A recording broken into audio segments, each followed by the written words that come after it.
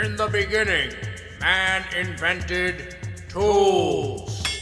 The hammerstone. Look at that. That easy. Can make a happy little stone. The spear. If you want a big stick, turn the knife sideways and pull. That'll give you bigger sticks. The axe. Let's sharpen this one up a little. It bothers me right here. I want him to be a little more distinct. There we go. That's better. Give him a little more character. But man's most powerful tool wasn't born from a tree or a rock.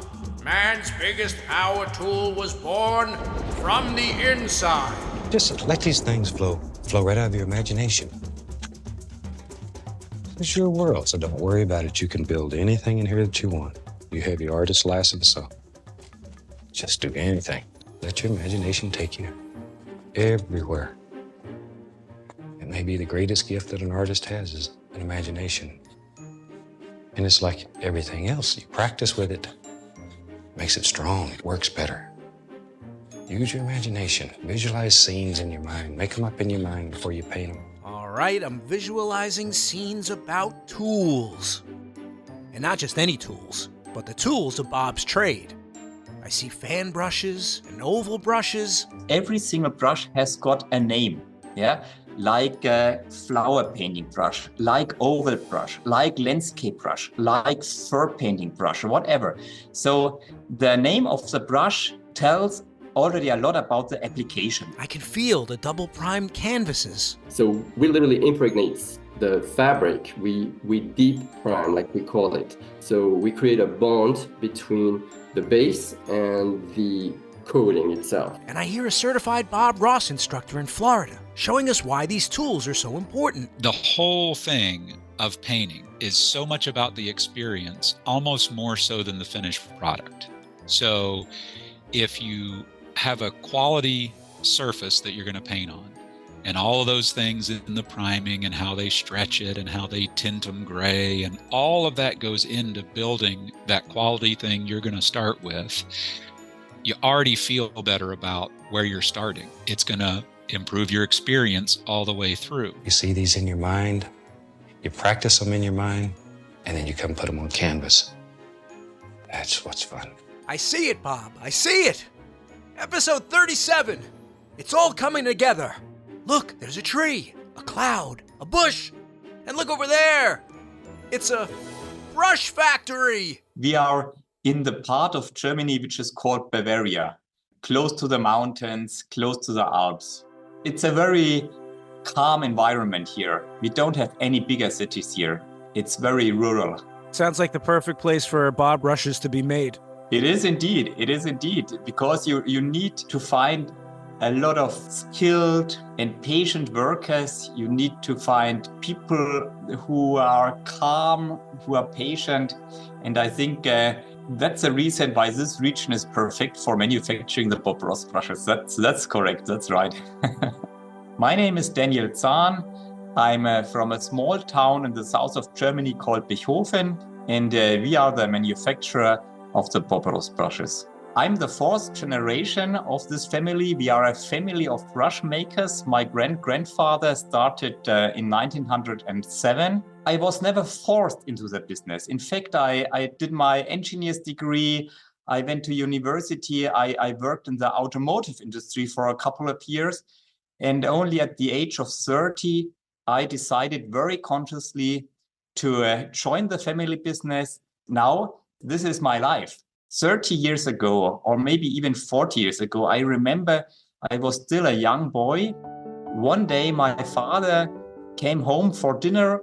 He told us that we were selected to produce the Bob Ross brushes. And we were extremely proud of this because all of us knew Bob Ross from television. And there's many ways to use this brush. This is just one.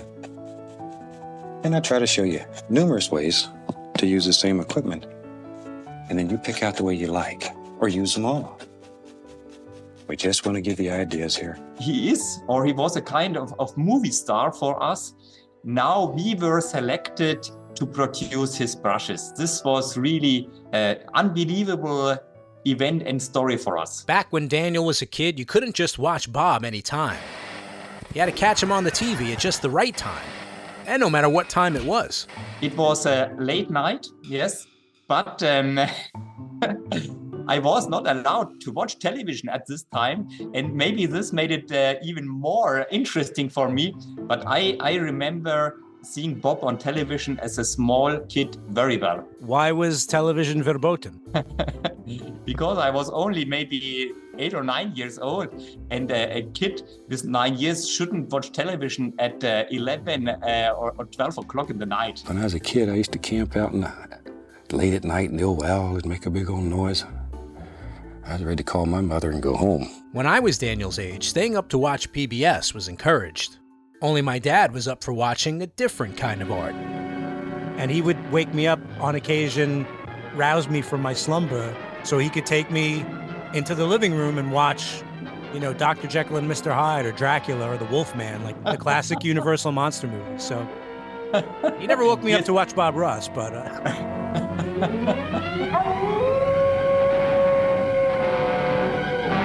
I was in Brooklyn watching Midnight Monsters, while thousands of miles away, another 8-year-old boy was doing the same. Only the monsters on Daniel's screen were different. Oh, I said big tree. I wasn't kidding. This is a monster tree. Huge tree. And you could have done it with a 2-inch brush just as easy, but much quicker. I like the old fan brush. It gives you a little more detail. And now the brushes Bob and his certified instructors use to make seascapes and cabins are all dreamed up under the supervision of that 8-year-old boy. From the beginning, it was always the goal to offer the users, to offer the painters the best possible tools. Of course, it starts with the raw material. It means you need to select the hair and the bristle very carefully. You need to select the metal ferrule very carefully. You need to select the wooden handle very carefully. The handle finishing, the handle lacquering is very important. Okay, best bristle hair, metal something, handle finishing. And what was that last one? It's a high content of hand making, yeah? There isn't a big machine who throws out hundreds or thousands of brushes per hour. All these brushes are still handmade. Some robot didn't make your fan brush. It was finally crafted by a calm and peaceful Bavarian. We have a lot of master brush makers in our company. They go to school for 3 years. They get a very, very deep training in our company. And only after a couple of years, they are allowed to work on the Bob Ross brushes. People are very important for producing these brushes. And if you think you got your own worries at work, consider the problems the head of Zahn has to solve. In the very beginning, I think more than 40 or 50 years ago, some of the brushes were made of mongoose hair, natural mongoose hair. And this animal has been protected around maybe 35 years ago. And then we needed to find a perfect alternative. There. These are natural bristle brushes, which means it's real hair. And sometimes hair gets a little crazy, look at mine. At this time, we introduced so-called synthetic mongoose hair, which is a highly sophisticated blend of different synthetic hair, filament diameters, geometries, table ratios. And so I don't want, and I'm not allowed to go into too much detail because these recipes, they are really highly protected know-how. Ah, come on. This is the host of the Bob Ross podcast you're talking to. Surely I have security clearance. Don't I have security clearance? Wait, let me try my Bob Ross ID card. Access denied. Access denied. I want to know the secrets of synthetic mongoose hair. Access denied. Forget it. You're probably saying, Ron, I don't know anything about brushes. I just love Bob Ross. Well, join the club. But if you're like me and you don't even know where to start, Daniel says help is available. Some of the Bob Ross instructors help us to improve our brushes as well. Yes, we get constantly feedback from them in order to improve something or in order to understanding how the brush is working. So all I need is a certified Ross instructor? Now that I don't require clearance for. Don't have my phone with me. I'll just summon one. Yellow ochre moon, phthalo blue sky, send me a duder who's a CRI! My name is Dan Willcox. I'm from Ocala, Florida, which is right in the middle, and I'm a Bob Ross certified instructor. Wow, it worked! Dan Willcox became a CRI only a couple of years ago. But if you didn't know that, you might think he's been doing this forever. I think it's a privilege. Nobody gives a crap who Dan Willcox art is. Everybody almost on the planet knows who Bob Ross is. So for me to get to put his name above mine, come take a Bob Ross class with Dan Willcox down here in the fine print. I loved watching Bob on PBS. I remember as a kid, some of Bob's shows were the first color TV I ever saw, and I thought it was so cool. Never occurred to me to pick up a paintbrush and paint along with him. I just liked the way he talked. I liked the way he described what was about to happen, and these beautiful things just fell out of his brush. There. Back to my old 2-inch brush that had that color on it. And we just sort of bring that down so it all comes together. But see how easy that is? Don't be afraid of this brush because it's large. It will do wonderful, wonderful things for you. I was in the financial services business for a total of 22 years. The last 12 of that, I was in the residential lending world here in Central Florida. It was a great time to be in the mortgage business, and I hated every minute of it. And my wife and I went to the beach for our anniversary in July of 2020. Well, as it turns out, I discovered at bobross.com you can take a class from a certified Bob Ross instructor. And I was like, no way, that's totally cool. So it happened to be on our anniversary, July 18th, 2020. And she and I were 2 of 6 students in this long rectangular studio. Well, when my brush hit that paint and then I touched the canvas, man, I could feel it inside like electricity. It was, I can remember it like yesterday. Telling you the story gets me a little choked up in the throat. I get goosebumps on my arms. I just loved it. Just caress the canvas. Just caress the canvas. You need to be in love with the canvas. I wound up taking the week-long fundamentals class over at the New Smyrna Beach workshop, and that's where I met Nick for the first time. Dan's experience with Nick Hankins at the Bob Ross workshop is transformative. Nick is just one of those people. He just changes the temperature of every room he walks into. I mean, he's a great human being. He's spectacular at this style of painting. He's a wonderful teacher. I mean, I really feel like he's kind of this generation's Bob Ross. I mean, he couldn't be in a better spot for his personality, his wiring, the natural gifts and talents that he has. And man, I tell you, that week of fundamentals just kind of gave me belief. Wow, I can learn this. Dan quickly realizes that he doesn't just want to learn Bob's technique. He wants to teach it, too. I'm finding tremendous satisfaction in helping other people have the courage to step into just the next step. I'm not talking about launching off, just the next step into something they want to do. If we all just take our life experiences and then look to help the next person in line behind us, we can do it. Dan doesn't need convincing. He knows that Bob's brushes are a bomb. That's because he uses them all the time. Because I like to design new products. It makes painting easy. It makes it work for people. I just sort of see myself as a link in the chain that's keeping that going. But now I have experience with the tools, and they do exactly what Bob says they do on the show. If you take your palette knife and you smoosh out, very technical art term, smoosh out your paint just the way he tells you, and then cut across it so you get that little roll of paint right out on the edge, you're going to get snow on your mountain just like he does. Now, when you're loading this brush, tap it firmly into the color. See, and give it a push so that the tips of the bristle are loaded. See, give it a little push. It can handle the speed. It can handle the paint. If you've got a real strong personality and a heavy hand, you can whack the snot out of your canvas and really fire your paint in there if you want to. I prefer to be very, very gentle. It still works. Just very gentle. Good dry brush, clean. And we can just blend all that together. And we can't end a piece on Bob Ross brushes without reminding you how much Bob likes to keep them clean. Let's wash your brush here. I enjoy that. And we'll wash this big brush. Shake it off. And just beat the devil out of it. All right. Let's have a little mountain back here. We said we was going to have a little mountain.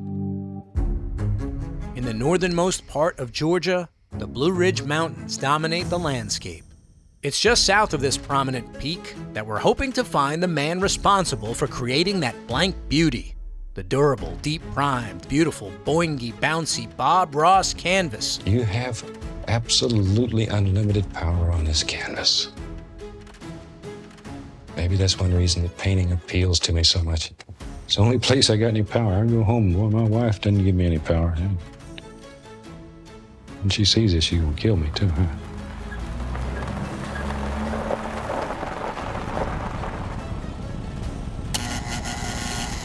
Hello? Hey, I'm here to see Fredericks. Fredericks? Yeah, the guy who makes the Bob Ross canvases. Sir, Fredericks is the name of the company. It's not a person who works here. That's weird. Okay, how about Ashley and Mikhail? Do you have an appointment, sir? Yes?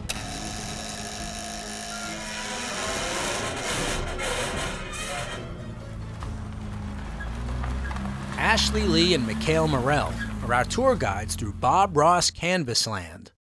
Location, Lawrenceville, Georgia. It's a part of the U.S. known for its hospitality. After growing up in France, Mikhail got to experience it firsthand. It was definitely, for me, the American dream. I came as a student and I planned on staying for a little while, and that little while turned into 25 years, more than half of my life, basically. So let's just say we have some real fun stories of Mikhail when he first started. We won't share that stuff on the podcast, but those are the things I want to hear about. Fredericks was founded in New York City by E.H. Fredericks in 1868, and he actually was the very first manufacturer of artist canvas in North America. So what is it about the Fredericks brand that's made it so long-lasting? What is it about its commitment to quality that makes these Bob Ross canvases as important as the technique itself? we have a 100% cotton duck, which has to be resistant and durable, and it's been woven to very precise specifications. This base fabric is really essential to the quality of the surface, the final surface and the texture of it. But canvas making rolls deeper than just quality cotton. Like Bob Ross and a TV camera, you gotta have the proper chemistry. So Fredericks uses obviously top secret formula. We can't tell you too many details about it, but it is acrylic latex based. What? Even the priming is top secret? They've got a secret. Find out what it is. Shoot, don't get angry. If you get angry, it just wastes a lot of energy. Why get angry when I've got Dan Willcox? Dan, jump in here and help us make sense of this canvas madness. The amount of coating we put on is very generous. It's actually been measured to be over 40% more than our competition. We measure it very carefully. We don't waste it, but we really want to make sure that there is consistent coverage, no holes or gaps. We've even done microscopic analysis of the canvas once it's been coated. So you'll literally see in a microscopic view that the gesso is literally seeping into the canvas fibers. So it becomes one with the canvas. Other alternative canvas, what you'll do is you'll see that priming just laying on the top of the canvas. And what can happen over time is that could just peel away from the canvas, right? You're not going to be able to peel the gesso used on Bob Ross canvas away from the canvas. If you don't have this surface prepped properly, your oil's not going to blend correctly. You're going to have a lot of hard work to do and probably a lot of streaks of color. You'll be in agony city, and that's nowhere anybody wants to be. We use a custom grade tint. It helps the painters spot any areas that may have been missed when they apply the liquid white to the canvas. If you just ask people who walk into class, hey, what color is this canvas? Everybody says white, of course. Well, that's because they haven't seen that it's been tinted gray according to Bob's instruction. Well, if that canvas is tinted gray, it is so much easier to see where the liquid white goes. And you want that beautiful, thin, even coat. And great distribution of your liquid white on the canvas. So it's ready to just blend color and just walk you right through to the end of your masterpiece. Because it starts gray, you're going to get liquid white on there correctly every single time. It's just setting you up for success. Yeah, your liquid white probably looks delightful on that double prime durable cotton canvas with its impregnated bond and its scientific composition. But how did that canvas material get all rectangle looking in the first place? So Bob Ross canvas is primed in the USA and assembled in Mexico. A stretch canvas consists of wood bars and then the canvas. Now, one of the questions that I hear quite frequently is, do I always use a stretch canvas? I always do use a stretch canvas. To start off with, we have a unique stretcher bar making process. We buy North American Ponderosa pine. We bring that wood in, and what we do is we eliminate any sort of dead knots, dents, anything like that. We clean the wood, so it goes through a whole process where we remove anything that would make the wood not structurally stable. Then we take the wood that we're left over with and we make them into new length bars. And by doing that, it's called finger jointing. What that creates, what you'll see like on a Bob Ross canvas, is you'll see this slight kind of like zigzag. I almost call it like a tooth pattern on a stretcher bar. And then those wood bars are by archival glue and pressured back together to create one straight bar. What happens in this process is that you're removing, live knots and things that don't make the wood structurally stable. And you're creating a stronger bar by creating pieces of wood put together. So like, let's say you ever go to a home improvement store, for instance, and you're looking at like boards of wood, and you'll look at them and you'll see like one's maybe going left and one's going right, and they're kind of warping. That's what happens when you're dealing with one piece solid wood. With our wood, by taking smaller pieces and finger jointing together, they're going to stay straight over time. The Fredericks folk even measure humidity levels of each piece of wood before deciding whether or not to use them. And then, after all that fancy finger joining is done, we take the cut canvas and we machine stretch all Bob Ross canvas. It's stapled on the side. We machine stretch it, and we are able to control the tension on our machines to get to the right tension amount. So what you really want at the end of the stretching process is what we call like a drum tight. You want to be able to thump that canvas. I thump them. I don't know if you can hear that through my microphone, but it sounds like a drum. And if you spend any time making noise on any musical instrument, you know what the feel of the head of a drum feels like to make that good, deep, rich sound versus a very cheap, poorly made, not stretched properly, not tight drum head that's going to be like tink, tink, tink, tink, tink, tink, tink. It's that simple a difference. This is something that you created with your own hand that came out of your imagination. It's special. It is special that you care enough about someone to do a painting for them. And it may be about as close to immortality as any of us are going to ever come. Because we know that paintings last, if you take care of them, they can last hundreds of years. Bob Ross didn't invent the paintbrush or the canvas, but he worked closely with his manufacturing partners to develop the best tools for his trade. He put as much care into that as he did into the paintings he made. And thanks to folks like Daniel Zahn, like Ashley and Mikhail at Fredericks, Bob gets to share them with us. Not just so we can make the best paintings ourselves, but so we can have the best experience, too. It's difficult to explain. It's a kind of a miracle, I would say. We feel, or I feel, like a part of the family, a part of the Bob Ross family. Not as an artist, of course, and not as an instructor, of course, but we are very honored and we are very committed to produce the brushes. So we feel connected very well also to Bob's philosophy. It's a philosophy, it's a lifestyle with which you can connect very well. This is maybe one part of the secret. So maybe the secret isn't just in the mongoose hair or the double priming. Maybe the secret isn't just buying the tools, but also buying into Bob's belief system. And that's our secret. Shh, don't tell nobody. When you think of Bob Ross, you think positive thoughts. And feeling confident that the tools Bob's left at your disposal, the ones in his hands, his head, and his heart, will help you best pursue your passion. I am so thankful that I have found this, and it has become such an important part of my life. I'm absolutely proof of the stuff Bob says in his shows. You can do this. Anyone can do this. This is a process. It's something you can learn. If you enjoy it and you're willing to practice it, you can get good at it, just like anything any of us choose to do. You learn from every painting. Every painting is a learning experience. Everything in life is a learning experience. It's not failure.